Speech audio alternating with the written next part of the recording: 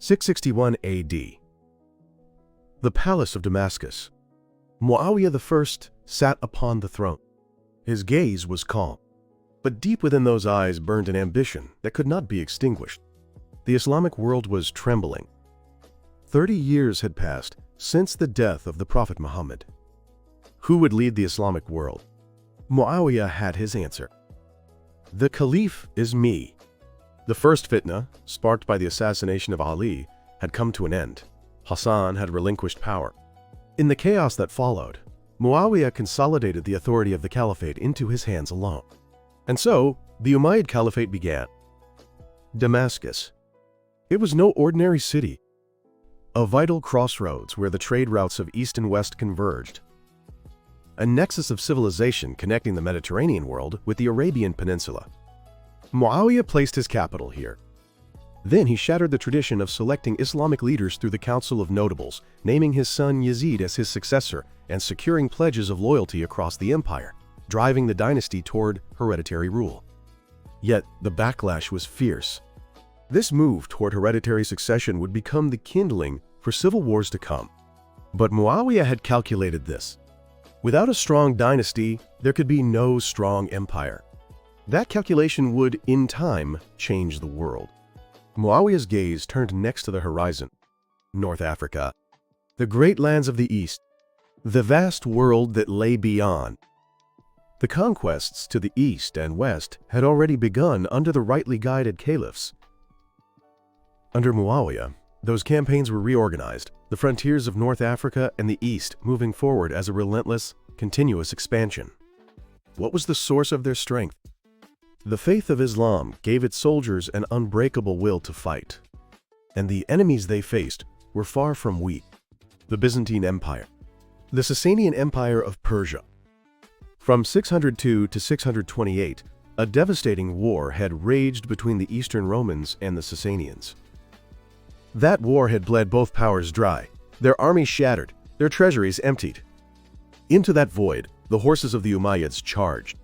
705 to 715, General Qutayba ibn Muslim crossed the Oxus River.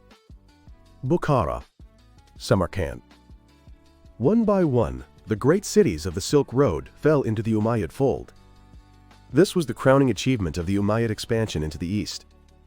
By seizing the vital arteries of east-west trade, rivers of wealth poured into the empire.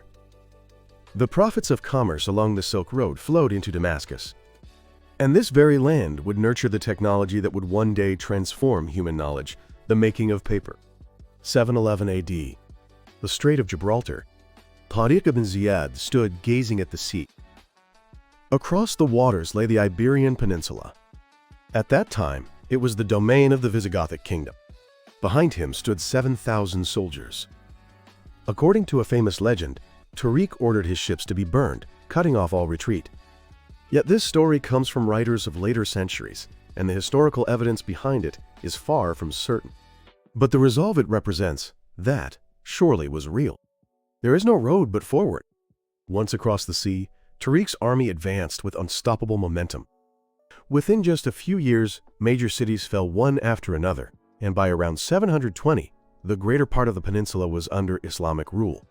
The Visigothic kingdom crumbled with stunning speed. The Umayyad banner flew over Europe. Al-Andalus. That was the name the Umayyads gave to the Iberian Peninsula. Cordoba, Seville, Toledo. The ancient cities that had stood since Roman times passed, one by one, into Islamic governance. The conquest was a military endeavor, and violence was not absent. Yet at the same time, in regions that submitted, frameworks of protection were established. There were instances, like the Treaty of Tudmir in 713, where peace agreements were reached with local inhabitants. Christians and Jews were recognized as dhimmis, protected peoples, granted a measure of self-governance and the right to continue their faith. At the same time, they bore burdens such as the jizya, the poll tax, and faced legal restrictions. Rather than destroying the conquered peoples, the empire built systems to absorb them into its governance. That was one of the pillars of the Umayyad expansion. But the march westward continued, over the Pyrenees, into the realm of the Frankish kingdom. 732 AD. The plains between Tours and Poitiers. The cavalry of the Umayyad Caliphate faced the infantry of the Franks. Charles Martel, mayor of the Palace of the Franks. He did not flinch.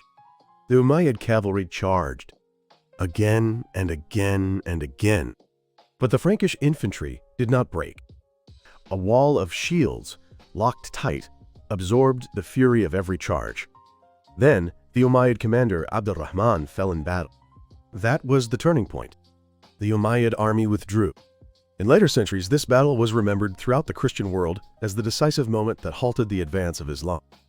Yet modern scholarship points to other factors behind the retreat: the limits of imperial overreach, the strain of supply lines, and the internal pressures of the Berber revolts in North Africa.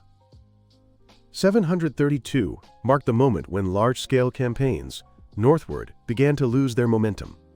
Even so, Frankish territories in the south remained in Umayyad hands for some time, and it was not until the late 8th century that the Franks reclaimed them entirely. Expansion alone cannot sustain an empire. It was the 5th caliph, Abd al-Malik, who brought that understanding to the Umayyad Caliphate.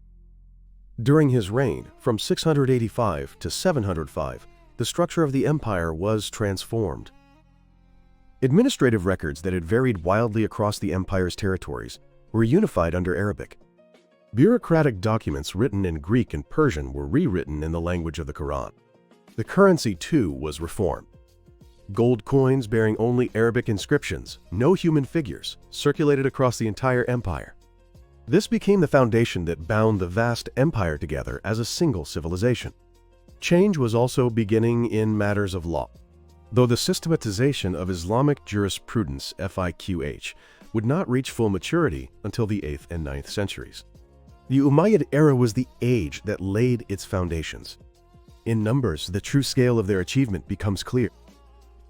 89 years after its founding, the territory under Umayyad rule is estimated to have exceeded 11 million square kilometers.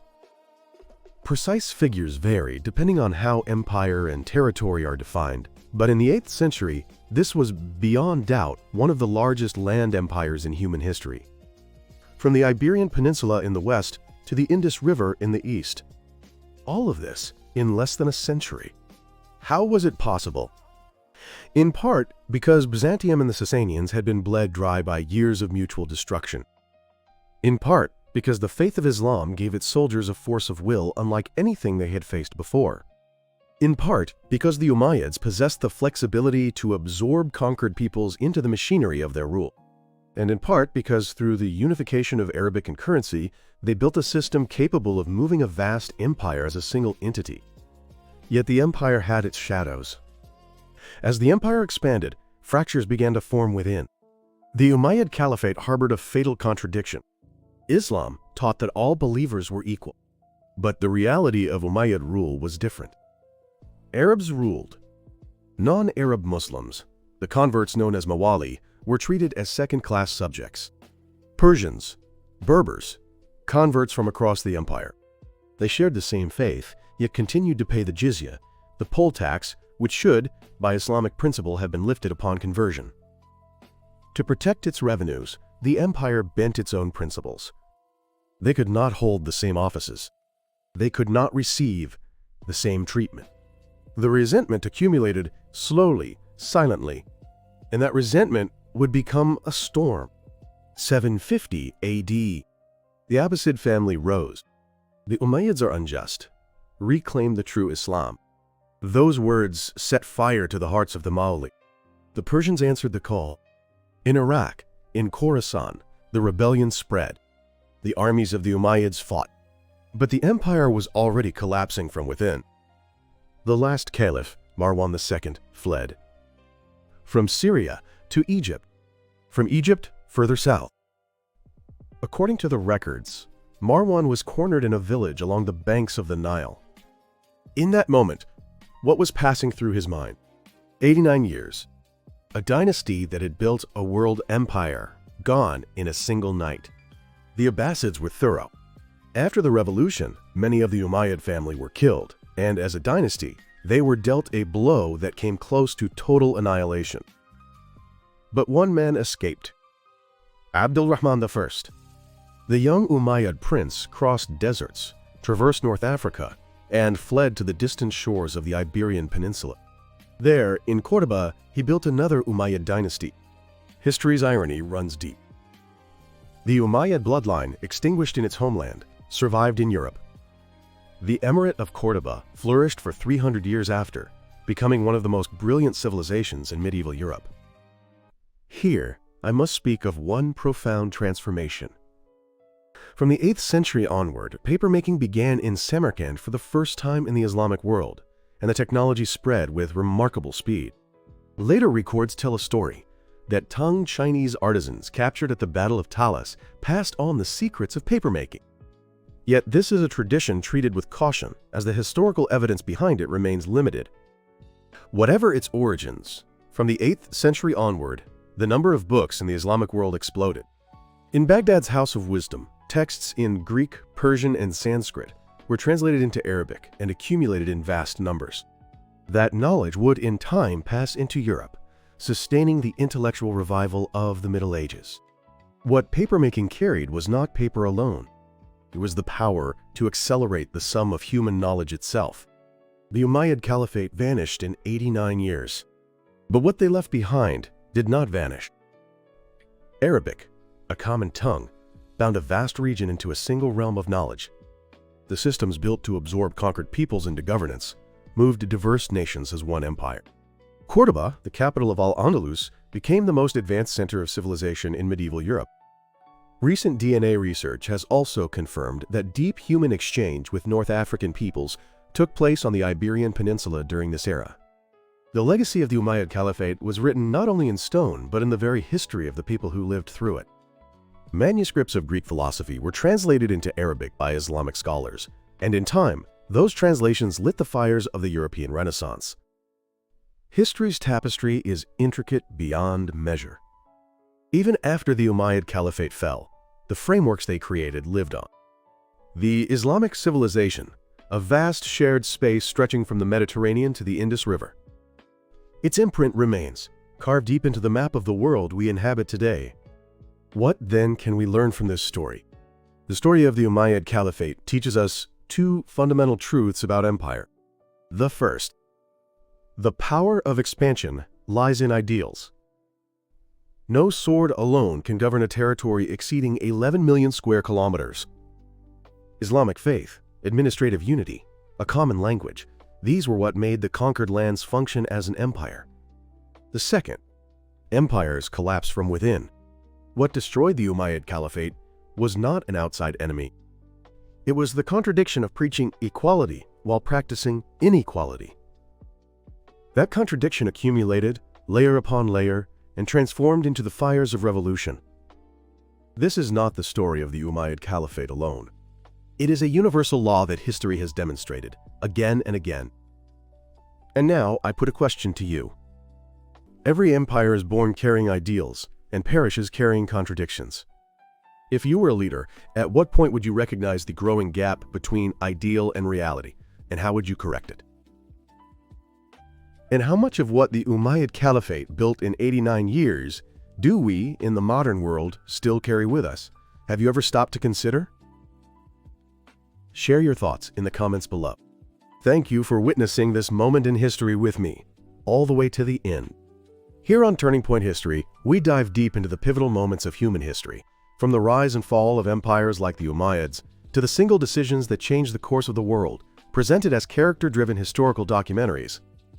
If you want to relive the inner lives that history textbooks never capture, the struggle, the fear, the moment of decision, subscribe and turn on notifications. Your like is the force that opens the next door in history. Until next time.